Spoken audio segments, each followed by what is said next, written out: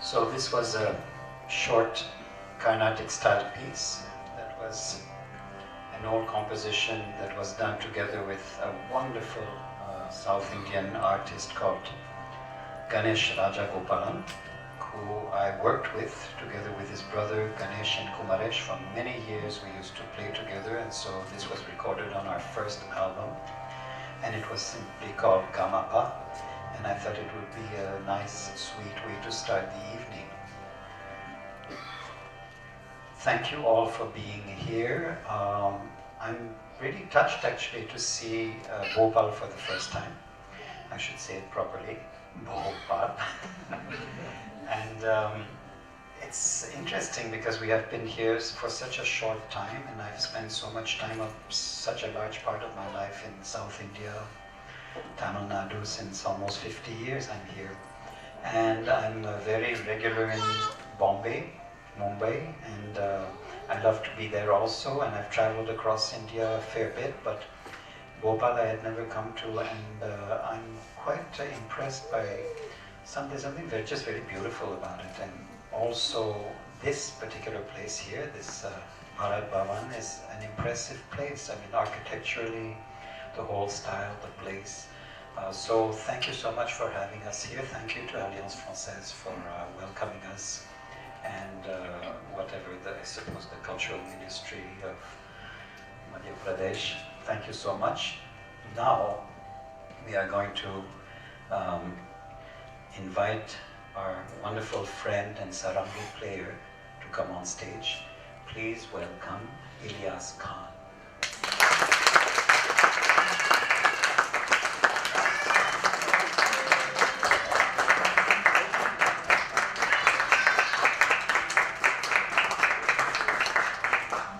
So much can be said about people, but also about the instrument, and I think that you're all probably familiar with the sarangi.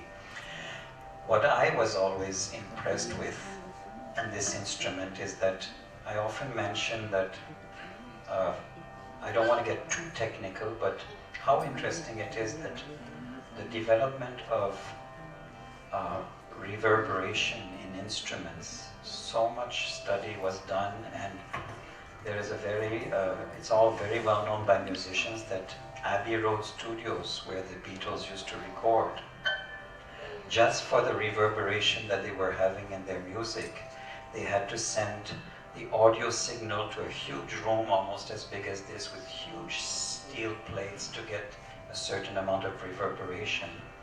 Then later on was invented the spring reverb in amplifiers, so they made the sound go through these kind of springs that gave it that kind of like beautiful echo and reverberation, and it developed, and then later it became digital reverb, and it's such an important part of our music today.